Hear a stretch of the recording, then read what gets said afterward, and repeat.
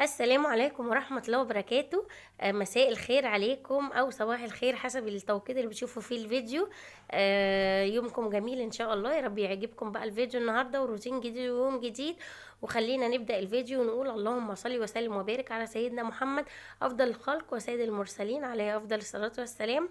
النهاردة بقى جاية لكم بفيديو جديد وروتين جديد ويوم جديد، وطبعا روتين من روتينات المطبخ اللي ما بتخلص، اللي يوميا اللي نبات فيه نصحى فيه. طبعا هنقول الحمد لله على كل حال. ربنا يتولانا كده برحمته. زي ما انتم شايفين بقى كده ايه، يوم جديد النهارده، وحبيت ان انا ايه اشارككم يومي البسيط الجميل. بروتين بسيط، يعني انا ما بقتش احب ان انا يعني اعمل الروتينات العميقه معاكم، عشان بتاخد وقت طويل، وايه يعني بتاخد وقت في المونتاج وايه، بتبقى الفيديو طويل قوي، رغم ان النهارده الفيديو 17 دقيقه، بس انا اختصرته على قد ما اقدر، زي ما انتم شايفين قد ايه مسرعاه، عشان ايه ما يبقاش طويل عليكم. النهارده بقى يوم جديد كده ويوم جميل، هعمل معاكم الغدا. طبعا انا مش هحاول ان انا اطول عليكم، عشان يعني انا عملت التفاصيل انا مع نفسي، عشان ايه يعني انا هعمل النهارده ان شاء الله صينيه مكرونه، فانا عاملاها معاكم كتير جدا، فايه حبيتش ان انا اخوض في التفاصيل يعني. انا هنا ايه روقت الرخامه كده، المطبخ كان مقلوب من فوق لتحته. انا دايما يعني بعمل معاكم المطبخ، وبعدين انا بكمل التفاصيل العميقه ديت مع نفسي، عشان ما يبقاش ايه الفيديو طويل عليكم. مسكت بقى الرخامه لمعتها وشلت كل الحاجات اللي كانت عليها. طبعا العيال داخلين خارجين يشيلوا من التلاجة ويحطوا، يسيبوا عيش يطلعوا عيش مش عارفه ايه. طبعا اكتر حاجه بتتعبني وبتنرفزني في المطبخ العيش. طبعا ربنا يديمها علينا نعمه يا رب ويحفظها من الزوال. بس بقى ايه الرده بتنرفزني، بقى رايحه جايه انضف والمع بسبب الرده لما بيطلعوها من الفريزر على الرخامه على البوتاجاز. طول ما انا رايحه جايه انضف مطرح الرده دي بتتعبني نفسيا. بس انا بقى نضفت الرخامه ورحت شلت كل اللي عليها ولمعتها كده، قلت ايه عشان خاطر همسك الادراج دلوقتي بقى ايه انضفها، تبقى كل حاجه ايه نضيفه. حبيت ان انا اطلع الادوات احطها على الرخامه، ابقى متاكده ان كل حاجه نضيفه معايا. هنا بقى كنت عامل صينيه مكرونه، وقلت ايه طبعا كنت صاحي متاخر، وطبعا العيال ما بيصبروش، ما عندهمش صبر، فلازم قبل اي حاجه اكون مجهزه لهم الغدا بتاعهم. وبعد كده اعيش انا بقى مع نفسي، اروق اعمل اغسل. هننزل نروح المشوار نجيب حاجة نعمل حاجة. اهم حاجة اول حاجة بعملها في يومي اعمل لهم فطار وابدأ في الغدا على طول. ما باخدش ايه ريست كده ما بين الفطار والغدا. يا دوبك افطرهم واروح ايه مجهزة حاجة الغدا بقى. بس فانا ايه بعد ما فطرتهم رحت بقى داخله على المطبخ زي ما انتم شايفين. عايزه بقى ايه، كنت في اليوم دوت صاحيه متاخر، وقلت بقى ايه على بال ما اروق المطبخ والمع البوتاجاز وانضف حواليا كده واظبط وقفتي كده وانا واقفه، احط الميه على النار. كنت هعمل مكرونه و يعني اغلي الميه الاول، فاهميني؟ فطبعا نضفت البوتاجاز زي ما انتم شايفين، وايه والميه محطوطه على البوتاجاز. قلت بقى اعمل لنفسي فنجان قهوه يظبط دماغي كده، عشان ايه اعرف اتواصل مع العالم اللي انا ايه بتواصل معاهم بالعافيه دول. بس هنا مسكت برضو الغساله، نفضت برضو الفوطه ديت، وايه انا بحط الكفر بتاع الغساله فوق منه الفوطه، وساعات بحط فوق منه مشمع وفوطه بدل الفوطه واتنين، لان عندي الرخامه هنا زي ما انتم شايفين ما فيش عليها وزره اللي هي بتبقى خارجيه ديت. فلو ما لحقتهاش كده بفوط والكلام ده كده زي ما انتم شايفين، بتنزل الميه على الغساله لان هي لازقه في الرخامه زي ما انتم شايفين. فبحاول ابقى حريصه جدا، لان انا قبل كده اللهم صل على النبي، اللي هي البتاع اللي هي بتاعت الغساله ديت، اللوحه الاساسيه بتاعتها وصل لها ميه، فاضطريت ان انا اغير اللوحه بحالها يعني، فكانت ازمه بالنسبه لي. فعشان كده انا ببقى حريصه يعني جدا في الحته ديت ان انا احط فوق كتير قوي.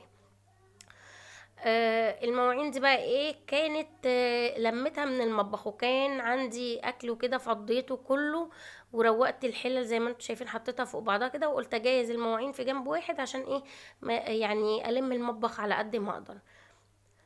بس هقف بقى كده ايه، انا حطيت القهوه على النار وحاطه الميه تغلي، وهحط بقى المكرونه. فقلت بقى ايه على بال الميه ما تغلي اكون ايه غسلت حبة من المواعين يعني اللي موجودة. طبعا بصوا زي ما انتم شايفين الكنك بقى مطرح قهوة مطرح حاجة. جوز اليوم اللي بقى قاعد فيه معانا طول ما هو قاعد عايز شاي وقهوة شاي وقهوة. تحسوا ان انا ببقى قلبة قهوجي في اليوم ده. اخر ما باجي اقول له بقول لك ايه المطبخ عندك تعايش. زي ما انتم شايفين برضو الصبانة هي حاطة تحتيها زي ما هي القماشة الجميلة. ما عمليش الحنفية ومش هيعملها السنة دي انا عارفة. لو مش حاطه القماشه دي عايزه اقول لكم الارض كانت هتغرق بتشرب ميه كتير جدا. فيلا بقى ربنا يقوينا. بغسل كده على قد ما اقدر. قلت بقى ايه انا هغسل على قد ما اقدر على بال بس القهوه بتاعتي ما تجهز. وبعدين اكمل انا المواعين مع نفسي عشان يعني كانت حلل وحاجات كتير فمرضتش اطول عليكم عشان الفيديو ما يبقاش اطول من كده. فانا خدت بس الحاجات اللي هي ايه المعالق الكوبايات الحاجات اللي هي الديتيلز اللي هي اللي بتاخد وقت طويل ديت غير الحلل بتتعمل بسرعه. بصوا كل شويه رايحه جايه ابص على القهوه رايحه جايه ابص على القهوه ان انا يعني بعمل اهوت زي ما انتم شايفين بس عيني فين عيني على القهوه. خايفه تفور مني. بس هنضف بقى الحوض عشان لما اغسل بقى الحلل تنزل بقى على نضافه. هي اساسا الحلل بتبقى من بره نظيفه من جوه بس اللي بتبقى ايه مليانه دهون وكده. فعشان لازم دايما الحوض يبقى نظيف يعني من الاخر.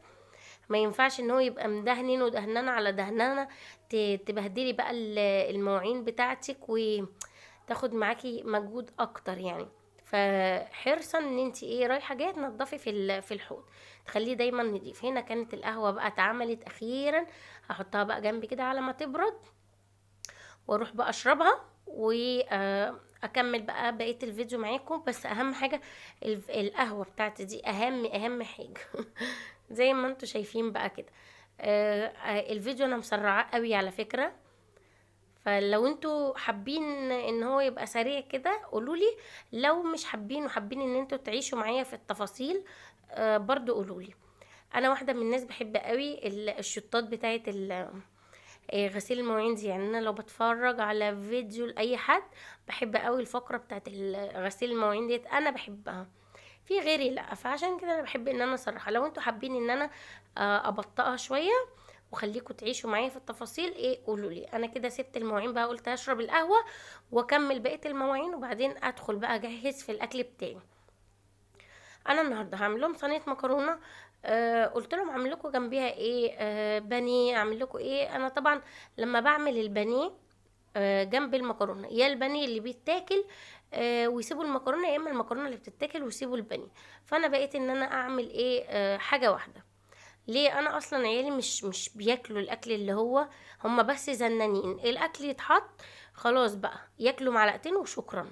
افضل بقى اتحايل عليهم عايزين حلويات عايزين ممكن فاكهه بس في الغالب شوكولاتات وحلويات طول ما هم قاعدين. بس فانا قلت لهم اعمل لكم ايه قالوا لي مكرونه. فجوزي قال لي ايه انا عايز صينيه بطاطس باللحمه المفرومه وكده. فطبعا انا كنت ايه مجهزه اللحمه المفرومه. فقلت له لا هنعمل مكرونه عشان كلنا ايه نبقى متفقين على حاجه واحده. قال لي لا انا عايز بطاطس. يا ابني هديك يرزقك. قال لي انا عايز بطاطس باللحمه المفرومه ورز. قلت له طب خلاص ماشي. طبعا ما حبيتش ان انا ازعله. وعملت بقى ايه البطاطس وعملت برضو صينيه المكرونه. عملت له ايه صينيه صغنونه كده بطاطس مع اللهم صل على النبي صينيه المكرونه. طبعا تيجي بقى الست الهانم ياسمين عايزه تتكلم نص كلمه انا عملت له البطاطس يا اختي. بس زي ما انا اوريكم كده البطاطس قشرتها وقطعتها وجهزتها والقوطه اصلا كانت في الفريزر عندي ضربها في الخلاط ومجهزاها وحطها لاي ايه احتياج ليها يعني. فطلعتها بقى البطاطس ما خدتش معايا وقت خالص. واللحمه انا معصجاها اصلا انا بحب دايما اشيل اللحمه متعصجه. بس فرحت حطاهم على بعض بقى كده وقفلتهم وهدي عليهم بقى النار لغايه ما اجهز صينيه المكرونه واحطهم الاتنين مع بعض ايه في الفرن. بس هنا كنت بعمل البشاميل حطيت الدقيق والسمنه وايه بديله بقى التوابل اهو زي ما انتم شايفين الملح والفلفل ومرقه الدجاج. انا معلش اعذروني ان انا مسرعه الفيديو قوي عشان وقت الفيديو يعني. بس هنا بقى حبيت ان انا اعمل البشاميل، وكنت سلقت بقى المكرونه في نفس الحله ديت. سلقت المكرونه وسبتها تتصفى، وقلت اعمل فيها ايه ال البشاميل، عشان ايه؟ يعني ما نعملش مواعين كتير، يعني كفايه الفحت والردم اللي انا عايشه فيه ده. هنا بقى ريتال كانت عيانه وعندها كحه شديده جدا. خلاص انت جايه تكحي هنا. هي بتوريكم ان هي عندها كحه. خلاص يا حبيبتي، قلبي قبض. اول ما سمعتني بصوا بتشهق قوي عشان تكح. فقلت بقى لبابا هات لها ايه، برتقان اعصره لها، اللي هو البرتقان البلدي دوت. وانا طبعا بحب البرتقال قوي يعني، وانا بحبه قوي. هي بتحبه بس مش بتحبه قوي، والنبي هي انا عصرته لها وشربته عادي يعني. المهم هنا بقى ايه، كنت خلصت صينيه المكرونه، خلصت كل حاجه، حطيتهم في الفرن. اقعد بقى واسكت؟ لا، قلت بقى اعمل حبه تفاصيل كده، ايه اللي هي الادراج والحاجات ديت. قلت بقى ايه، انضفها بدل ما انا ايه هفضل واقفه في المطبخ كده ساكته. قلت لا، انضفهم.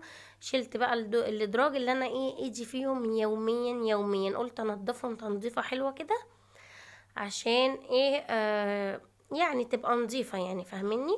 الدرج دوت انا كان عندي الستيكر الدهب ده زي ما انتوا عارفين، قبل كده كنت مركباه.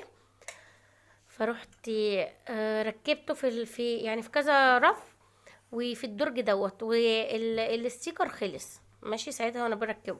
فقعدت ادور على نفس النقشه مش لاقيه. يعني انا مكلمه واحده هنا كنت شاريه اصلا منها، فقالت لي هجيب لك نفس النقشه. عندي حته كده خدتها لها، بحيث ان ما يبقاش كل درج بشكل يعني. بس نضفته ولمعته كده زي ما انتوا شايفين، من بره ومن جوه، عشان ايه لما احط فيه الادوات تبقى ايه نظيفه. بس فقلت بقى ايه يعني هستنى تجيب لي نفس النقشه بتاعت الستيكر ده. جابت ما جابتش، هجيب اي ايه شكل تاني واعمل الدرج التاني. وفي درجين صغننين هتشوفوني دلوقتي وانا بنضفهم برضو هعملهم. بس هنا بقى ايه، كنت لمعت الدرج وخليته زي الفل زي ما انتم شايفين. ودي الادوات بتاعتي بقى اللي انا بستخدمها يوميا. عايزه اقول لكم انا شلت من الحاجات ديت يعني بما يعادل حاجات قدها تاني.